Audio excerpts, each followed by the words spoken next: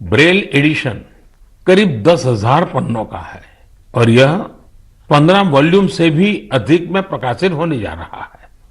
इसमें 1 लाख से भी अधिक शब्दों का अनुवाद होना है। मैं इस संवेदनशील प्रयास की बहुत सराहना करता हूं। इस तरह के हर प्रयास दिव्यांग साथियों का कौशल और सामर्थ्य बढ़ाने में बहुत मदद करते हैं। आज भारत पैरा स्पोर्ट्स में भी सफलता के परचम लहरा रहा है। हम सभी कई टूर्नामेंट्स में इसके साक्षी रहे हैं। आज कई लोग ऐसे हैं जो दिव्यांगों के बीच फिटनेस कल्चर को जमीनी स्तर पर बढ़ावा देने में जुटे हैं। इससे दिव्यांगों के आत्मविश्वास को बहुत बल मिलता है। मेरे प्यारे देशवासियों, मैं कुछ दिन पहले सूरत की एक बिटिया अन्वी से मिला। अन्वी और अन्वी के योग से मेरी वो मुलाकात इतनी यादगार रही है कि उसके बारे में मैं मन की बात के सभी श्रोताओं को जरूर बताना चाहता हूं। साथियों, अन्वी जन्म से ही डाउन सिंड्रोम से पीड़ित है और वो बचपन से ही हार्ट की गंभीर बीमारी से भी जूझती रही है। जब वो केवल 3 महीने की थी तभी उसे ओपन हार्ट सर्जरी से भी गुजरना पड़ा। इन सब मुश्किलों के बावजूद न तो अन्वी ने और न ही उसके माता पिता ने कभी हार मानी। अन्वी के माता पिता ने डाउन सिंड्रोम के बारे में पूरी जानकारी इकट्ठा की और फिर तय किया कि अन्वी की दूसरों पर निर्भरता को कम कैसे करेंगे। उन्होंने अन्वी को पानी का ग्लास कैसे उठाना, जूते के फीते कैसे बांधना, कपड़ों के बटन कैसे लगाना, ऐसी छोटी छोटी चीजें सिखाना शुरू किया। कौन सी चीज की जगह कहां है, कौन सी अच्छी आदतें होती हैं, ये सब कुछ बहुत धैर्य के साथ उन्होंने अन्वी को सिखाने की कोशिश की। बिटिया अन्वी ने जिस तरह सीखने की इच्छा शक्ति दिखाई, अपनी प्रतिभा दिखाई, उससे उसके माता पिता को भी बहुत हौसला मिला। उन्होंने अन्वी को योग सीखने के लिए प्रेरित किया। मुसीबत इतनी गंभीर थी कि अन्वी अपने 2 पैर पर भी खड़ी नहीं हो पाती थी। ऐसी परिस्थिति में उनके माता पिताजी ने अन्वी को योग सीखने के लिए प्रेरित किया। पहली बार जब वो योग सिखाने वाली कोच के पास गई तो वे भी बड़ी दुविधा में थे कि क्या ये मासूम बच्ची योग कर पाएगी। लेकिन कोच को भी शायद इसका अंदाजा नहीं था कि अन्वी किस मिट्टी की बनी है। वो अपनी मां के साथ योग का अभ्यास करने लगी और अब तो वो योग में एक्सपर्ट हो चुकी है। अन्वी आज देश भर के कंपटीशन में हिस्सा लेती है और मेडल जीतती है। योग ने अन्वी को नया जीवन दे दिया। अन्वी ने योग को आत्मसात कर जीवन को आत्मसात किया। अन्वी के माता पिता ने मुझे बताया कि योग से अन्वी के जीवन में अद्भुत बदलाव देखने को मिला है। अब उसका सेल्फ कॉन्फिडेंस गजब का हो गया है। योग से अन्वी की फिजिकल हेल्थ में भी सुधार हुआ है और दवाओं की जरूरत भी कम होती चली जा रही है। मैं चाहूंगा कि देश विदेश में मौजूद मन की बात के श्रोता अन्वी को योग से हुए लाभ का वैज्ञानिक अध्ययन कर सके। मुझे लगता है कि अन्वी एक बढ़िया केस स्टडी है। जो योग के सामर्थ्य को जांचना परखना चाहते हैं, ऐसे वैज्ञानिकों ने आगे आकर के अन्वी की इस सफलता पर अध्ययन करके योग के सामर्थ्य से दुनिया को परिचित कराना चाहिए। ऐसी कोई भी रिसर्च दुनिया भर में डाउन सिंड्रोम से पीड़ित बच्चों की बहुत मदद कर सकती है। दुनिया अब इस बात को स्वीकार कर चुकी है कि फिजिकल और मेंटल वेलनेस के लिए योग बहुत ज्यादा कारगर है। विशेषकर डायबिटीज और ब्लड प्रेशर से जुड़ी मुश्किलों में योग से बहुत मदद मिलती है। योग की ऐसी ही शक्ति को देखते हुए 21 जून को संयुक्त राष्ट्र ने अंतर्राष्ट्रीय योग दिवस मनाना तय किया हुआ है। अब यूनाइटेड नेशन संयुक्त राष्ट्र ने भारत के एक और प्रयास को रिकॉग्नाइज किया है, उसे सम्मानित किया है। ये प्रयास है वर्ष 2017 में शुरू किया गया इंडिया हाइपरटेंशन कंट्रोल इनिशिएटिव। इसके तहत ब्लड प्रेशर की मुश्किलों से जूझ रहे लाखों लोगों का इलाज सरकारी सेवा केंद्रों में किया जा रहा है। जिस तरह इस इनिशिएटिव ने अंतर्राष्ट्रीय संस्थाओं का ध्यान अपनी ओर खींचा है, वो अभूतपूर्व है। ये हम सबके लिए उत्साह बढ़ाने वाली बात है कि जिन लोगों का उपचार हुआ है उनमें से करीब आधे का ब्लड प्रेशर कंट्रोल में है।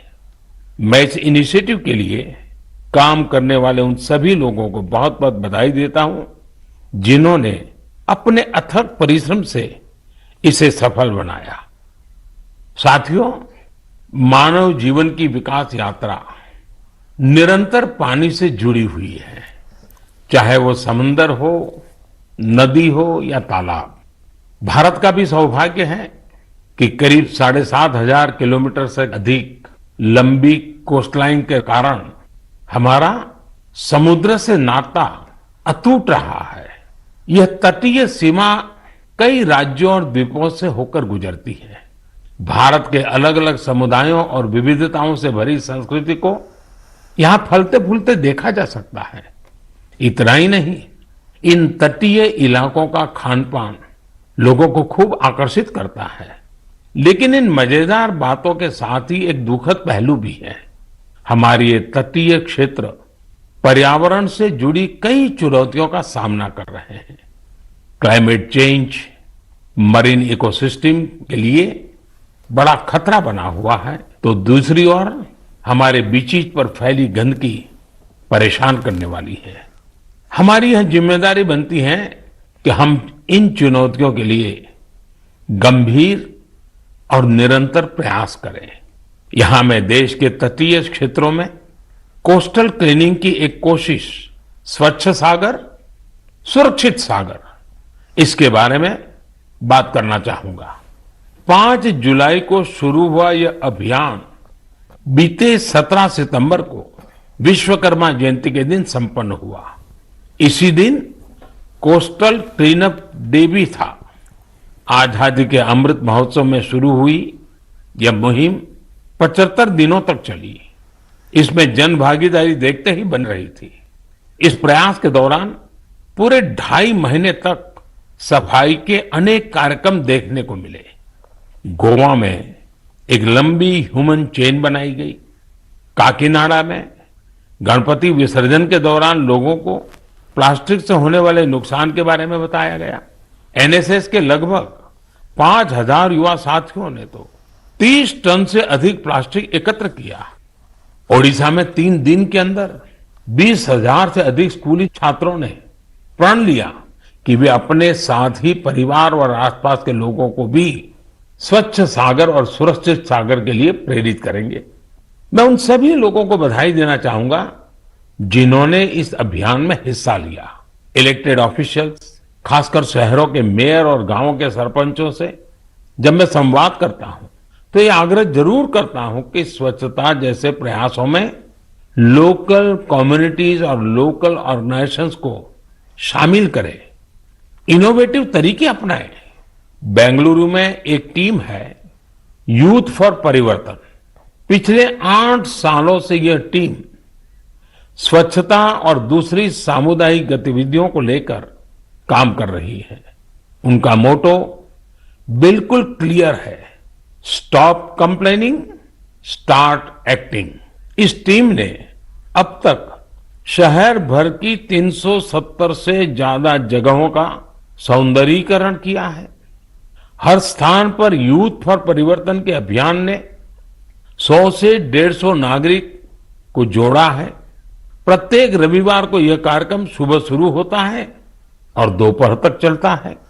इस कार्य में कचरा तो हटाया ही जाता है, दीवारों पर पेंटिंग और आर्टिस्टिक स्केचेज बनाने का काम भी होता है। कई जगहों पर तो आप प्रसिद्ध व्यक्तियों के स्केचेज और उनके इंस्पिरेशनल कोट्स भी देख सकते हैं। बेंगलुरु के यूथ फॉर परिवर्तन के प्रयासों के बाद मैं आपको मेरठ के कबाड़ से जुगाड़ अभियान के बारे में भी बताना चाहता हूं। यह अभियान पर्यावरण की सुरक्षा के साथ साथ शहर के सौंदर्यीकरण से भी जुड़ा है।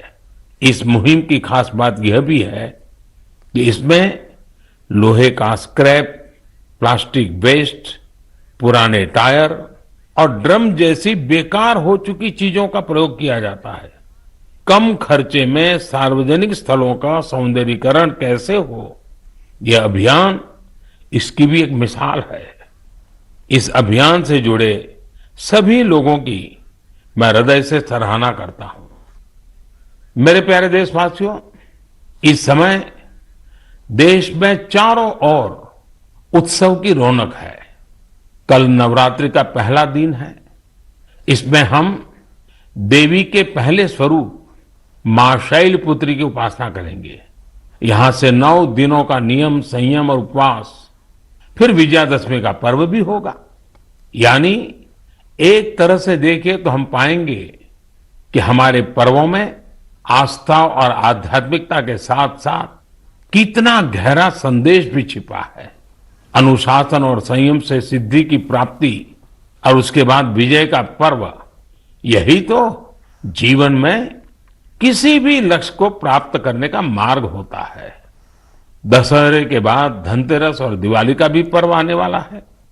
साथियों, बीते वर्षों से हमारे त्योहारों के साथ देश का एक नया संकल्प भी जुड़ गया है।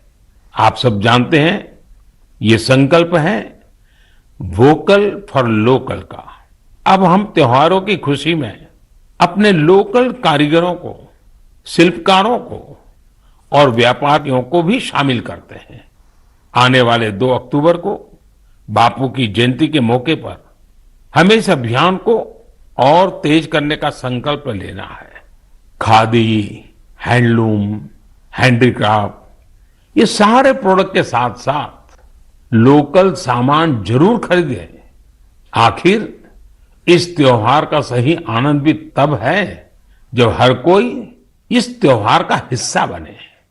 इसलिए स्थानीय प्रोडक्ट के काम से जुड़े लोगों को हमें सपोर्ट भी करना है।